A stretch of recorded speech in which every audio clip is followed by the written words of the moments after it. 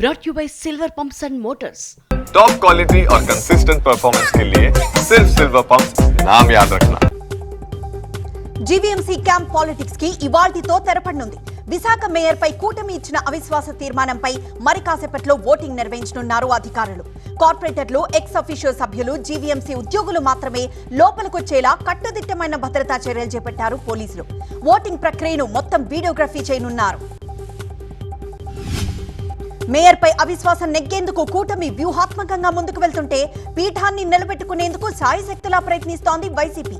ఇప్పటి వరకు Malaysia camp లో ఉన్న టీడీపీ కార్పొరేటర్లు విశాఖ చేరుకున్నారు. తమకు 75 నుంచి 80 మంది సభ్యుల బలం ఉందంటోన్న కూటమి నేతలు అవిశ్వాస తీర్మానం నెగ్గడం ఖాయమంటున్నారు. వైసీపీ కూడా కౌంటర్ వ్యూహాలతో ముందుకు వెళ్తోంది. కౌన్సిల్ కి హాజరు కావద్దంటూ ఇప్పటికే 58 మంది కార్పొరేటర్లకు విప్ జారీ చేసింది వైసీపీ. విప్ ధిక్కరిస్తే చట్టపరంగా చర్యలు తీసుకుంటామని తన కార్పొరేటర్లకు వార్నింగ్ ఇచ్చింది. ఒక్కో సభ్యుడున్న సిపిఐ, సిపిఎంలు కౌన్సిల్ సమావేశానికి దూరంగా ఉండాలని నిర్ణయించింది. జీవీఎంసీ దగ్గర భారీ పోలీసు బందోబస్తు ఏర్పాటు చేశారు. జీవీఎంసీ పరిసరాలను ఆధీనంలోకి తీసుకున్నారు పోలీసులు. సభ్యులకు గుర్తింపు కార్డులు ఇచ్చి ఫోన్లు ఫ్లైట్ మోడ్ లో పెట్టుకోవాలని సూచించారు. జీవీఎంసీలో మొత్తం సభ్యులు 111 మంది కాగా మ్యాజిక్ ఫిగర్ 74గా ఉంది. కోరంకు సరిపడే 74 మంది సభ్యులు హాజరైతేనే ఓటింగ్ ప్రక్రియ కొనసాగుతుంది. ఓటింగ్ లెక్కించేందుకు ప్రతి వరుసకు ఒక అధికారిని నియమించారు. మాజీ ఎమ్మెల్యే పిన్నెల్లిపై ఎమ్మెల్యే జూలకంటి బ్రహ్మారెడ్డి నిప్పులు చెరిగారు. తాను ఓడిపోతే రాజకీయ సన్యాసం చేస్తానన్న మాట నిలబెట్టుకోవాలని పిన్నెల్లికి సూచించారు. వాగ్దానాలు నెరవేర్చని పిన్నెల్లి బేషరతుగా ప్రజలకు క్షమాపణ చెప్పి శరణు కోరుకోవాలన్నారు జూలకంటి. మాచర్ల నియోజకవర్గాన్ని సర్వనాశనం చేశారంటూ జూలకంటి బ్రహ్మారెడ్డి ఆగ్రహం వ్యక్తం చేశారు. మరోసారి మత విద్వేషాలు రెచ్చగొడుతున్నారంటూ పిన్నెల్లిపై ఎమ్మెల్యే మండిపడ్డారు. ఏపీలో ఈ వ్యర్థాల సేకరణ కేంద్రాలు ప్రారంభమయ్యాయి. నెల్లూరులో మంత్రి నారాయణ ఈ కార్యక్రమాన్ని ప్రారంభించారు. స్వచ్ఛాంధ్ర స్వచ్ఛ దివస్ లో భాగంగా కార్యక్రమానికి శ్రీకారం చుట్టారు. అనంతరం స్వచ్ఛాంధ్ర స్వచ్ఛ దివస్ పై అవగాహన ర్యాలీ చేశారు. Swachhandhra corporation MD Anil, PCB chairman Krishnaiah, అధికారులు పాల్గొన్నారు. పట్టణాల్లో 222 చోట్ల ఈ వేస్ట్ కేంద్రాలను ఏర్పాటు చేశారు. ఎమ్మెల్యే కారుమూరి నాగేశ్వరరావు, ఎమ్మెల్యే ఆరుమల్లి రాధాకృష్ణ మధ్య వార్నింగ్ల జోరు సాగుతోంది. కారుమూరిని తణుకులో తిరగనివ్వబోమంటూ హెచ్చరించారు రాధాకృష్ణ. దీనికి కౌంటర్ ఇచ్చారు కారుమూరి. తణుకులో వైసీపీ మీటింగ్ విజయవంతం కావడంతో ఎమ్మెల్యేకు బీపీ పెరిగిందన్నారు. తణుకులో 24 గంటలు మద్యం అందుబాటులో ఉంచి రౌడీజాన్ని పెంచుతున్నారని ఆరోపించారు కారుమూరి.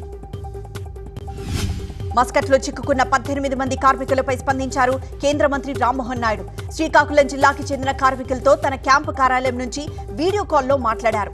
ఉపాధి కోసం మస్కట్కి వెళ్లిన వారి పాస్పోర్ట్లు తీసుకొని 3 నెలలుగా జీతం ఇవ్వకుండా ఇబ్బంది పెడుతున్నారు. ఏజెంట్ మాటలు నమ్మి తాము మోసపోయామన్నారు. వారిని స్వదేశానికి తీసుకొచ్చేందుకు చర్యలు చేపట్టమని బాధితులకు భరోసా ఇచ్చారు కేంద్ర మంత్రి. వరంగల్లో స్టెరాయిడ్స్ విక్రయిస్తున్న జిమ్ ట్రైనర్ శ్రవణ్ ని అరెస్ట్ చేశారు. అతని నుంచి 20,000 రూపాయల విలువైన స్టెరాయిడ్స్ ని స్వాధీనం చేసుకున్నారు పోలీసులు.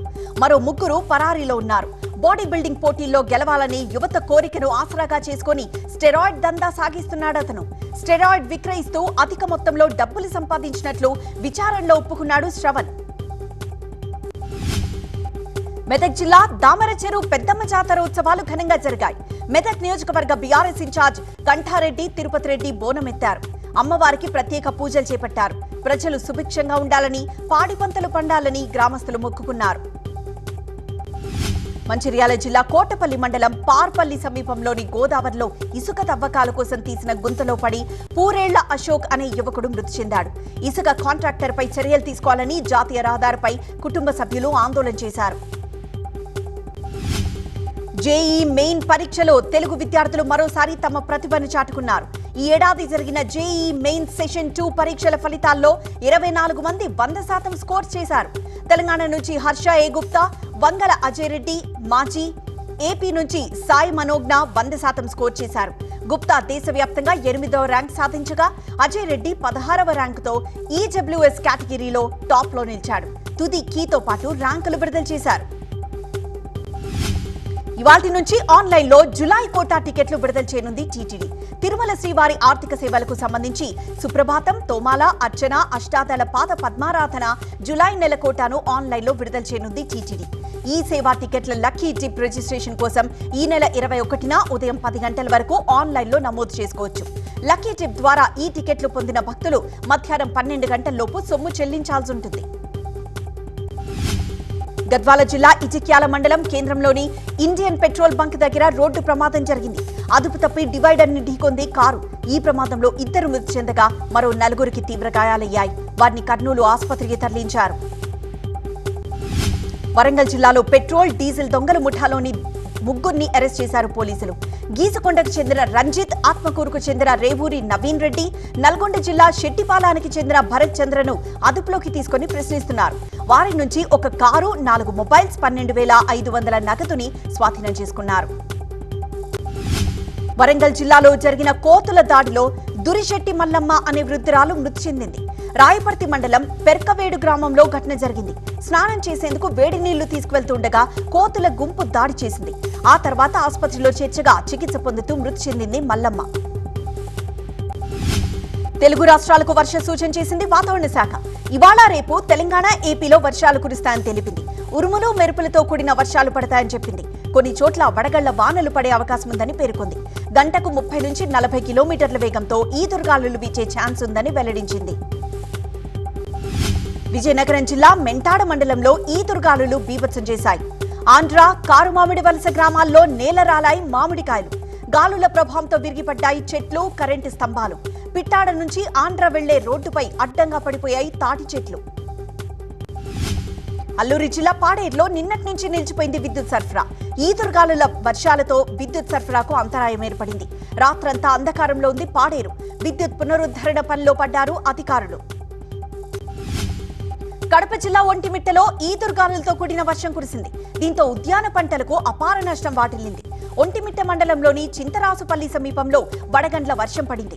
అరటి పంట నేల కొరగగా మామిడి పిందెలు రాలిపోయాయి. బొప్పాయి పంటలో నీరు నిలువుండే తోటలు పాడైపోయాయి. అకాల వర్షంతో రైతులు ఆవేదన వ్యక్తం చేస్తున్నారు. తెలుగు రాష్ట్రాల్లో భారీ వర్షాలు కురిశాయి. ఓవైపు అధిక ఉష్ణోగ్రతలు నమోదవుతున్నా మరోవైపు అకాల వర్షాలు ప్రజల్ని భయపెడుతున్నాయి.